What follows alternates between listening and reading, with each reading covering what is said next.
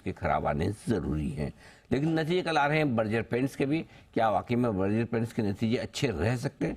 संभावनाएं तो कम है, फिर भी अनुमान जान लेते हैं नुपुर से। नुपुर बताएं।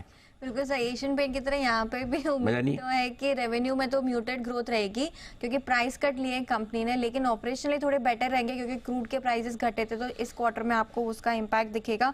कंपनी की आय सिर्फ 6% से इस क्वार्टर में बढ़कर आ सकती है, लेकिन कामकाजी लेवल पे बड़ा बूस्ट आपको देखने को मिल सकता है।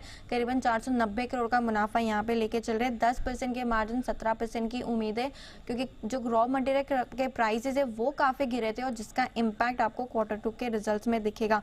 और मुनाफा भी 301 करोड़ के आसपास आते हुए नजर आ सकता है। डोमेस्टिक डेकोरेटिव वॉल्यूम में 6% की ग्रोथ की उम्मीद है। साथ ही साथ फेस्टिव डिमांड जो है वो शिफ्ट हुई थी, तो मैनेजमेंट की कमेंट्री भी इंपॉर्टेंट रहने वाली। तो ऑपरेशनली नंबर्स ठीक दिखेंगे, लेकिन रेवेन्यू के फ्रंट पे आपको बिल्कुल म्यूटेड ग्रोथ आती हुई नजर आ सकती है।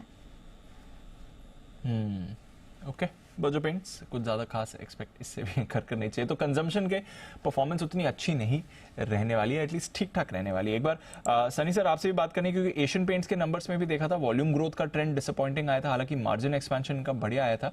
बजट पेंट से भी फिर सेम ट्रेंड एक्सपेक्ट करें सर? या डेफिनेटली कहीं ना कहीं इसका एक मुख्य कारण ये भी है कि जो फेस्टिव सीजन है एक महीना ये साल कहीं आगे शिफ्ट हुआ है। लास्ट ईयर जो मेजोरिटी ऑफ फेस्टिवल थे कहीं ना कहीं अक्टूबर से पहले ही फिनिश हो चुके थे, और इस बार जो मेजोरिटी ऑफ द फेस्टिवल है वो दिसंबर क्वार्टर में कैप्चर होंगे, तो उसका भी एक कहीं ना कहीं इम्पैक्ट देखने मिलेगा।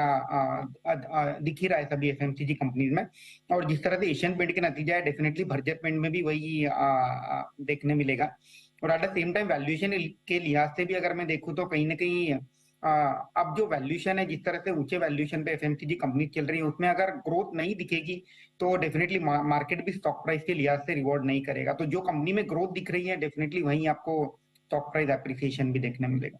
ठीक बात है, तो कहीं न कहीं थोड़ा सा इंतजार कर लेना ठीक है आपके लिए। आइए